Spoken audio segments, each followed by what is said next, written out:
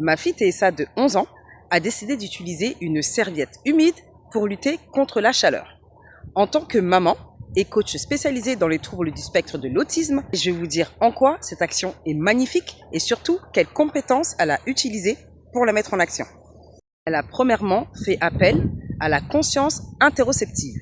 Elle a relié une sensation corporelle, donc la chaleur, à un impact fonctionnel, le fait de ne pas réussir à dormir.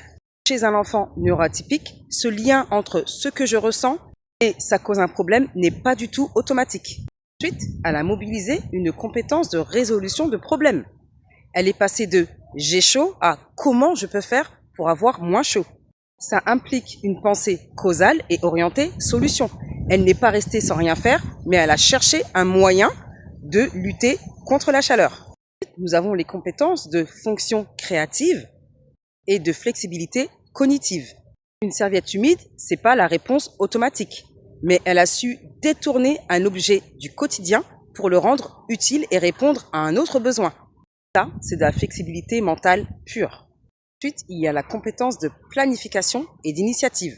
Elle s'est levée, elle est partie chercher la serviette, l'a humidifiée et l'a ramenée dans la chambre et l'a utilisée. Donc c'est beaucoup d'étapes différentes. Elle a exécuté ce plan de manière autonome sans que je lui dise en tant que maman et coach quoi faire ou comment faire.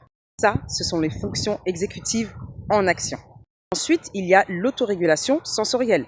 Elle a elle-même trouvé une stratégie qui correspond à son profil. Il y a d'autres techniques qui n'ont pas fonctionné, dont le brumisateur, et elle a su trouver la manière d'avoir ce contact humide sur la peau qui apaise d'une différente manière. Donc, transformer ça en outil concret. Ensuite, pour finir, l'auto-évaluation.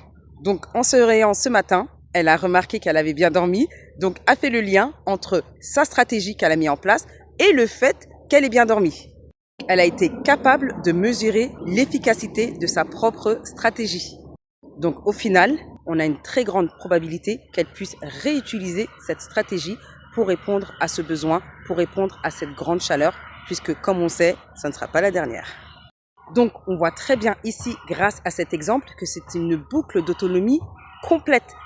Et c'est exactement ce que je recherche à implémenter avec vous en tant que coach parental spécialisé dans le TSA.